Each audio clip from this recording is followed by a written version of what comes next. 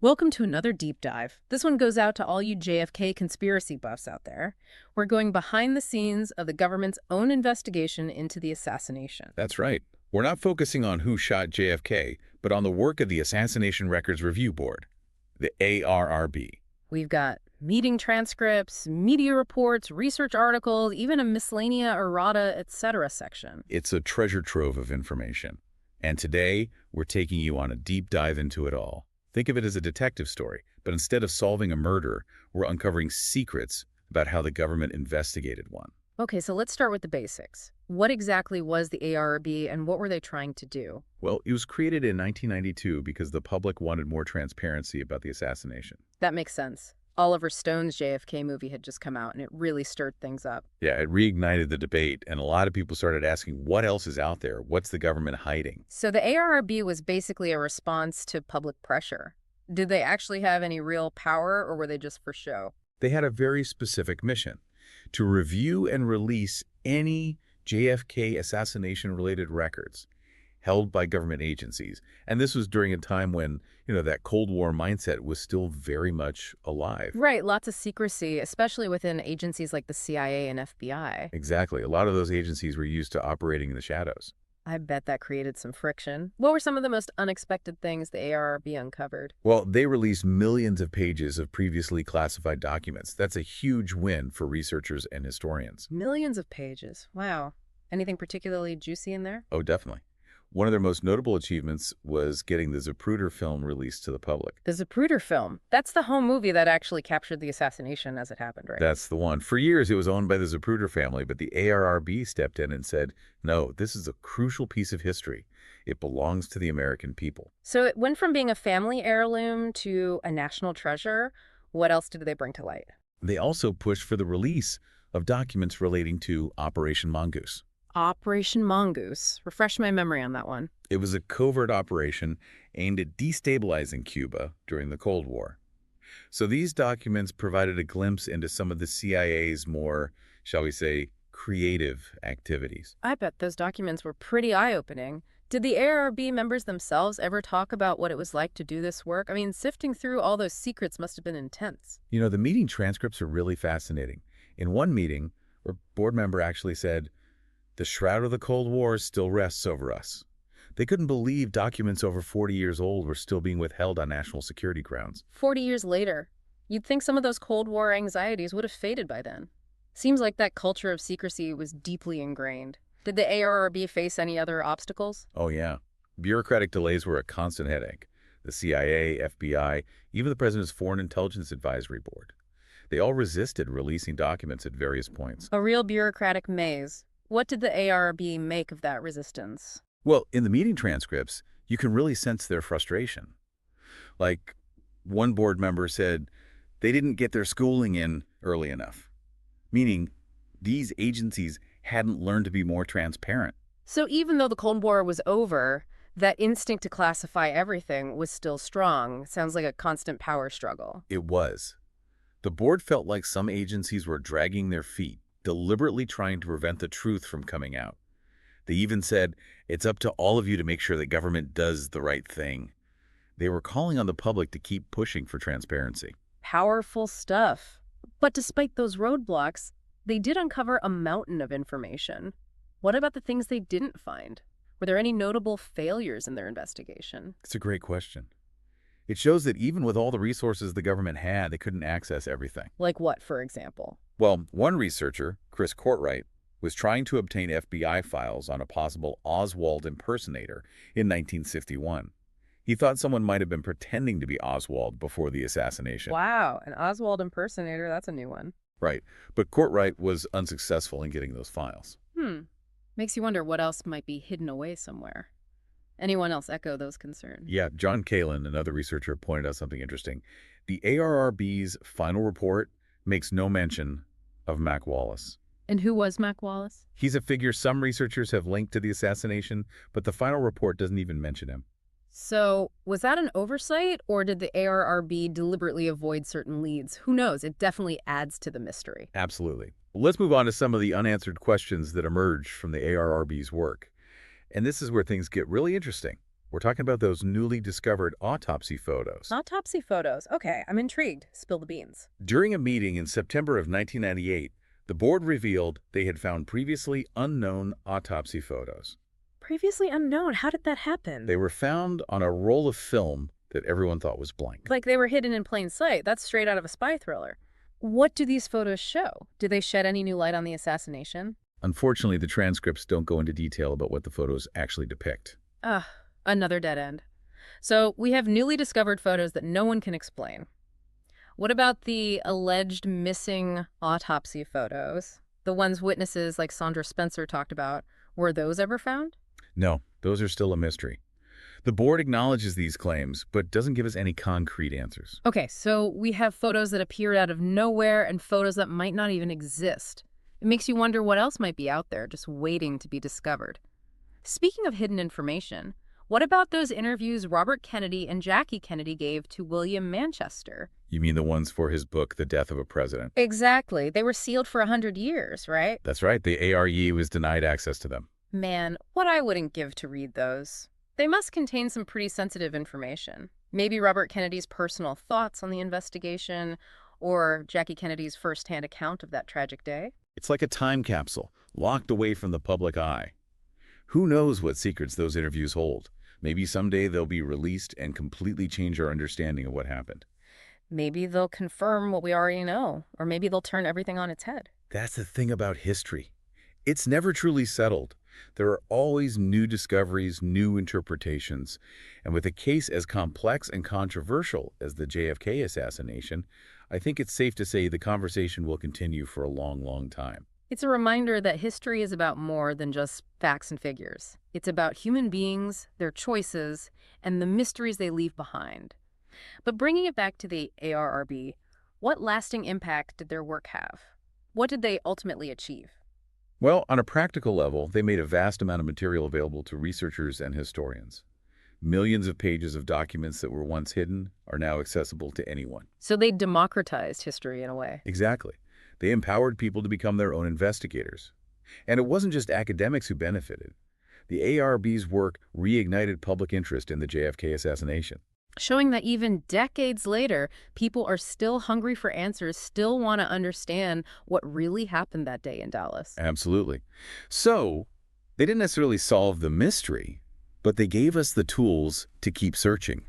They opened up new avenues of inquiry, new possibilities. New rabbit holes to go down. But honestly, amidst all this new information, did anything really stand out to you? Oh, there are tons of intriguing details, like the board discovered documents about Oswald's trip to Mexico City in 1963, his contacts with Cuban and Soviet officials. There's also the ongoing debate about the authenticity of the autopsy photos, which really adds to the mystery. What about you? Anything jump out at you? Honestly, it's like trying to assemble a puzzle with half the pieces missing. There's just so much conflicting information. But one article in this collection really grabbed my attention. It's called Kill That Myth. It's all about the importance of primary research. Oh, yeah, that's a great one. Ian Griggs makes such an important point in that article. He reminds us that if we only rely on secondary sources, we risk perpetuating misinformation. He encourages everyone to dig deeper, go to the original documents whenever possible. Yeah, especially with a topic as controversial as this one. Absolutely. The ARRB's work was about more than just uncovering information. It was about transparency and the public's right to know. And their successes, their frustrations, even their failures show us just how challenging historical investigation can be and how powerful secrecy remains. Exactly. It makes us question how much we really know and how much we're willing to find out. It's a good reminder that there's always more to uncover. Exactly. Yeah. So what do you think, given all this material, all these lingering mysteries, where do you think JFK assassination research should go from here? What needs further investigation? That's a great question, and one I hope our listeners will ponder as they continue to explore this topic. And remember, this is just the beginning of our deep dive. We've got a lot more ground to cover. Right. Come up next, we'll delve deeper into some of those specific details, including the curious case of Lee Harvey Oswald's movements leading up to the assassination. Stay tuned. We've got a lot more to uncover. Going through these documents, it really hits you how dedicated these researchers were. I mean, they were meticulous, analyzing photos and witness testimonies, and really challenging those old assumptions. Yeah, it's like they were on a mission to uncover the truth, armed with all this new evidence. But was it ever overwhelming? I mean, did anyone get lost down some less credible paths? Oh, for sure. And that's what makes that miscellaneous section so fascinating. There's this article by John Catlin called Harvey and Lee, a capsule version.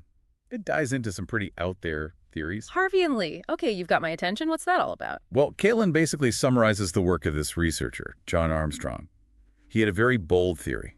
Bold. He believed there were two Lee Harvey Oswalds. Wait, hold on. Two Oswalds. That sounds more like science fiction than history. What evidence did he have? Armstrong was really into analyzing photographs and witness statements, even official documents. He pointed out differences in Oswald's looks, his timeline, even his handwriting. He went as far as to give them different names, Lee and Harvey. Wow, two separate guys leading separate lives, but somehow both caught up in this one event.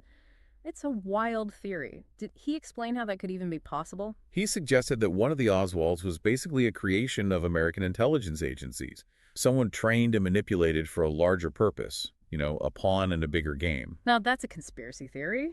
Did this idea get much support? Did other researchers buy into it? Not really. Kellen even points out that Armstrong's work hasn't gone through the normal checks and balances of historical research, the peer review process. Yeah. So a lot of people have trouble accepting it. I can see why. It's a pretty big leap. But even if it's not true, it's fascinating to think about. It shows how history is always being re-examined, with new voices and new perspectives. Exactly. We should always question what we think we know and be open to different interpretations. But like Ian Griggs said in Kill That Myth, we can't forget about solid evidence and primary sources. Right, we can't just go chasing every wild theory out there. We need to be discerning. So we talked about the challenges of getting those documents, but what about the content itself? What did they actually reveal? The documents shed light on a lot of things. Oswald's movements before the assassination, his supposed links to Cuba and the Soviet Union, inconsistencies in the autopsy reports. Any examples that really stand out? One that I found striking was a memo from J. Edgar Hoover himself. He was actually pretty angry about how the FBI handled the Oswald case. He was furious about missed chances to interview Oswald and his wife Marina. He even called some of the agents' decisions asinine. J. Edgar Hoover admitting mistakes. That's surprising. I guess even the FBI can mess up, especially under that kind of pressure. Sure, the whole country was in shock. They needed answers fast. And the media was all over it, right? What was the reaction to the ARRB's final report? It was mixed. Some people were happy about the transparency and the sheer volume of documents released. Others were critical that they couldn't definitively answer some of the big questions. Some mysteries are just too big to solve, I guess. Were there any controversies in the media coverage? Yeah, there was debate about the ARB's decision to hold back some documents, even after all those years. Some folks saw it as a cover-up, while others defended the board, saying they were just protecting national security. That tension between transparency and secrecy comes up again and again. Makes you wonder if we'll ever get the full story. But did the ARB help us understand the assassination better? I think so. Those millions of pages of documents gave researchers so much new material to analyze. It's like adding a ton of new pieces to a giant puzzle. A puzzle that we're still trying to solve all these years later. But what about those missing pieces, the unanswered questions, the clues that lead nowhere? Will we ever truly understand what happened in Dallas? That's the big question, isn't it? The mystery keeps us coming back. Maybe with time and the release of all remaining documents, we'll get closer to the truth. But maybe some secrets will stay buried forever, and we'll just have to live with the enigma of JFK's death.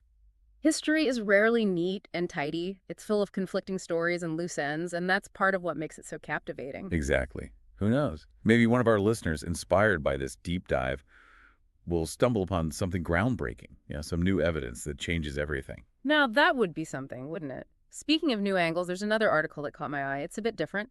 It looks at the aftermath of the assassination and a controversial investigation. You're talking about Martin Shackelford's Garrison's case finally coming together, right? Yeah. It takes a fresh look at Jim Garrison's investigation, which was pretty controversial back in the day. That's the one. For those who don't know, can you give us a quick rundown of who Garrison was and what his investigation was all about? Sure. Jim Garrison was the district attorney of New Orleans. In the late 60s, years after the Warren Commission said Oswald acted alone, Garrison started his own investigation. He was convinced that the conspiracy to kill Kennedy started in New Orleans. He was going against the official story. That's brave, but didn't his case fall apart? Was he chasing shadows? That's what a lot of people thought. But Shackelford argues that Garrison might have been onto something. Really? What makes him say that? He points to new evidence that's come up since Garrison's time. Stuff that seems to back up some of his claims. Like there are photos showing Oswald with David Ferry, a key figure in Garrison's investigation. They were together at a Civil Air Patrol event. Interesting. So Garrison might have been right about those connections, even if his case didn't stick. What else did this Shackelford find? He digs into Clay Shaw's background. Shaw was the guy Garrison put on trial. And Shackelford highlights his ties to the CIA, something that was denied during the initial investigation. So the star witness might have been a CIA agent. That changes things. It makes Garrison's investigation seem a lot less crazy. Right.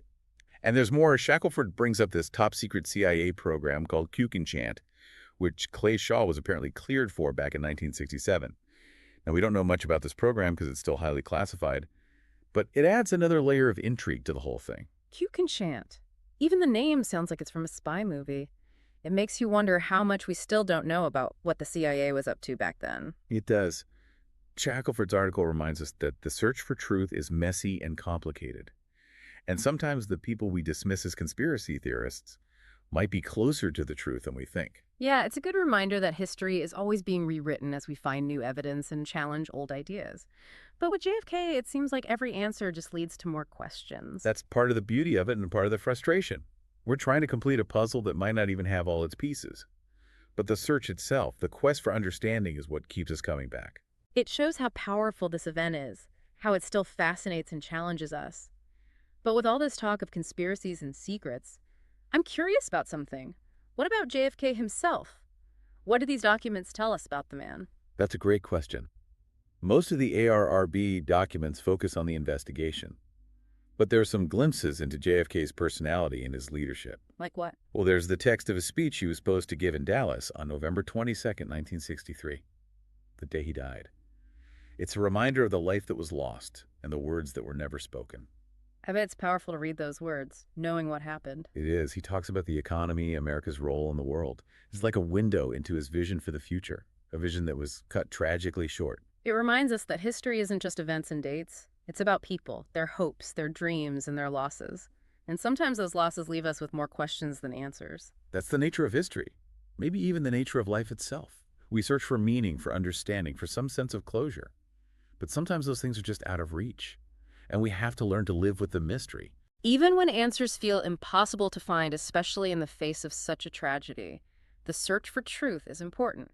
And who knows, maybe along the way we'll discover something even more meaningful than the answers themselves. I agree. Sometimes the most valuable discoveries are the unexpected ones, the ones that change our perspective. And with JFK, there's always something new to learn, something new to uncover. So to all our listeners out there, keep asking questions, keep digging deeper. Don't ever stop searching for your own truth. You never know. You might be the one to find that missing piece of the puzzle. Okay, so let's get into those specifics we promised, starting with Lee Harvey Oswald. What did the ARRB uncover about his actions leading up to the assassination, especially his trip to Mexico City? Well, one thing that's really interesting about these documents is they show us a more complicated picture of Oswald than just lone gunman. For example, the ARRB's final report has a whole section on his trip to Mexico City just weeks before the assassination, and it's full of fascinating details. Yeah, that trip has always been a bit of a mystery. What exactly was he doing there, and why did it raise so many red flags? According to the documents, he went to both the Cuban and Soviet embassies. Apparently, he was trying to get visas to travel to both countries, and he had contact with people connected to Cuban and Soviet intelligence. So a self-proclaimed Marxist visiting communist embassies doesn't seem that strange for Oswald. But did the ARRB find anything that directly linked those contacts to the assassination plot? Well, that's where things get a little murky. The documents don't definitively say one way or the other. Classic spy stuff. Lots of shadows, but no clear answers. Did the ARRB offer any insight into why Oswald would want to go to Cuba or the Soviet Union? Was he thinking of defecting again? There is some speculation that he might have been disillusioned with life in the U.S., maybe hoping for a fresh start in a communist country. Remember, he'd already defected to the Soviet Union back in 1959, but he came back to the U.S. in '62 with his Russian wife, Marina. So maybe he was having second thoughts about coming back to America.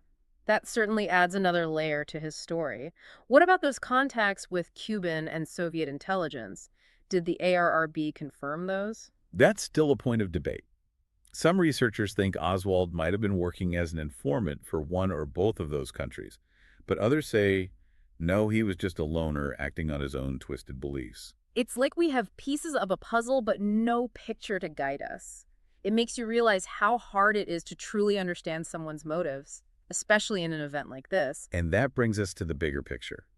Piecing together a complete narrative of the assassination is incredibly tough. There are so many players, so many tangled threads, and so much we just don't know. And of course, we can't forget those controversies surrounding the autopsy. What was that all about again? The autopsy, which was done at Bethesda Naval Hospital, has been a source of inconsistencies and arguments from the very beginning. People questioned the bullet trajectories, the location of the wounds, even the handling of President Kennedy's brain. Wait, the handling of the brain, what does that mean? The ARRB documents actually show conflicting accounts of what happened to the president's brain after the autopsy. Okay, now you've got me hooked. Was it messed with? Did it disappear? Some witnesses said that there was a second examination, maybe even on a completely different brain. A different brain? That's just bizarre. I know, right? But that's what makes this case so fascinating. All those unanswered questions, those little hints of doubt, they keep us guessing and searching for answers. It's like a real-life mystery novel. What did the ARB think about all this? Did they ever figure it out? Unfortunately, no. They put in a lot of effort, but they couldn't solve those discrepancies. Another missing piece of the puzzle. So even with all their resources, some things remained out of reach. But stepping back, what's the bigger takeaway from the ARB's work? What does it mean for those of us who aren't historians or obsessed with JFK? Well, the ARRB, even with its limitations, showed us how important transparency and public access to information are. Releasing all those documents, even if they didn't answer every question, allowed for a much deeper understanding of the assassination. So a victory, but maybe not the complete victory some hoped for. A step towards open government, even if it wasn't a huge leap. Exactly. It reminds us that studying history is a continuous process. Even things we think are settled can be looked at again with fresh eyes as new information surfaces. And it highlights how important those primary sources are, just like Ian Griggs said. Kill that myth. We need to get back to the original documents if we want to understand things for ourselves. Absolutely. We have to be critical thinkers, question what we're told, and look for different perspectives, especially with something like the JFK assassination, with all its theories and official narratives. Wow, what a journey this deep dive has been. We've seen how the ARRB worked, learned about Oswald's life, looked into those strange autopsy issues, and even explored some alternative explanations. And we've seen how powerful primary research is, how important transparency is, and just how captivated people still are by this event. It reminds us that history isn't just a set of facts. It's a living conversation that changes as we learn more and new voices join in. And even though the ARB is long gone, their work is still inspiring researchers, challenging our assumptions, and pushing us to understand. Absolutely. And to all our listeners out there, keep digging into this topic, ask those tough questions, and never stop searching for your own truth. Maybe you'll be the one to finally solve the mystery. Thanks for joining us on this deep dive into the JFK assassination records. We'll see you next time.